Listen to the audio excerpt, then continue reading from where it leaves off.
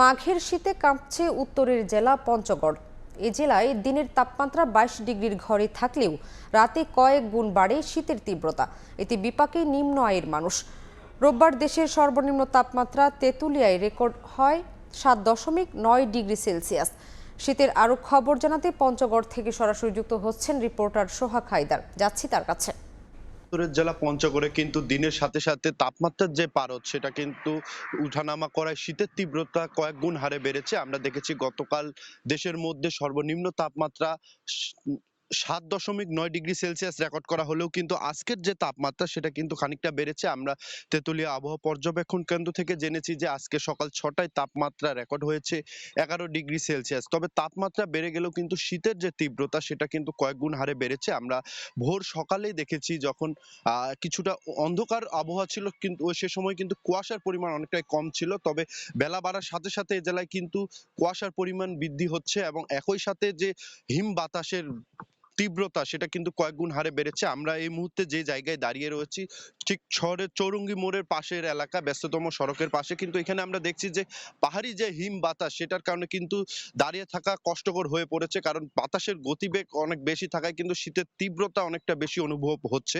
আমি জানিয়ে রাখি যে শীত মৌসুম এলে কিন্তু কারো উপভোগের সময় হলেও কিন্তু আমরা দেখেছি যে শীতের কারণে এই অঞ্চলের যারা নিম্ন আয়ের মানুষ রয়েছে, দারিদ্র মানুষ রয়েছে, তারা কিন্তু চরম বিপাকে এবং দুর্ভোগে দিন অতিবাহিত করছে। কারণ শীতের তীব্রতা বাড়ায় রাতে অনেকটা কষ্টে রাত যাপন করছে এবং আমরা দেখেছি এই শীতের তীব্রতার কারণে কিন্তু সকাল সকাল বেলা বাড়ার পরও কিন্তু মানুষের যে উপস্থিতি সেটা কিন্তু অনেকটাই কম থাকছে। শুধু জানিয়ে রাখি যে শুধু পঞ্চগড় না, পার্শ্ববর্তী জেলা ঠাকুরগাঁয়েও কিন্তু শীতের তীব্রতা অনেকটাই বৃদ্ধি পাচ্ছে। আমরা জেনেছি যে যে দিনের যে তাপমাত্রা রয়েছে সেই তাপমাত্রা 22 ডিগ্রির ঘরে থাকলেও কিন্তু সন্ধ্যার পর এবং সকাল পর্যন্ত শীতের তীব্রতা কয়েক গুণ হারে বৃদ্ধি পাচ্ছে। এতে করে এখানকার জনজীবনে আমরা দেখেছি এই সময়টুকুতে কিন্তু অনেকটা স্থবিরতা নেমে আসে।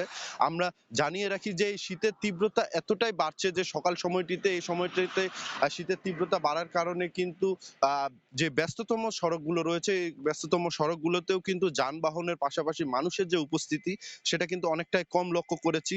আমরা সকালে এখানকার বেশ কয়েকজনের সাথে কথা বলেছি যারা রিক্সা চালক রয়েছে বা দিনমজুর যারা কাজের উদ্দেশ্যে বেরোচ্ছেন, তারা বলছেন যে এই শীতের কারণে কিন্তু তারা ঠিক মতো বের হতে পারছেন না এবং কাজেরও সমস্যা হচ্ছে, ব্যাঘাত ঘটছে। তারা অনেকে বলছে যে ঠিক সময়টিতে কিন্তু এই সময়ে বের হয়েও কিন্তু তারা কাজ অনেক সময় পাচ্ছেন না। একই সাথে আমি যদি জানিয়ে রাখি যে এই জেলায় কিন্তু শীতের তীব্রতা বাড়ায় যেমন শীতজনিত রোগীর সংখ্যা বাড়ছে, তেমনি কিন্তু সব থেকে বেশি আক্রান্ত হচ্ছে শিশু এবং বয়স্করা। এবং এই জেলায় এখন পর্যন্ত যতগুলো শীতবস্ত্র বিতরণ করা হয়েছে সেগুলো এই অঞ্চলের দারিদ্র পরিবারের মানুষের জন্য পর্যাপ্ত নয় বলে জানিয়েছে তারা। তো এ ছিল আমার কাছে পঞ্চগড় থেকে শীতের সর্বশেষ খবর।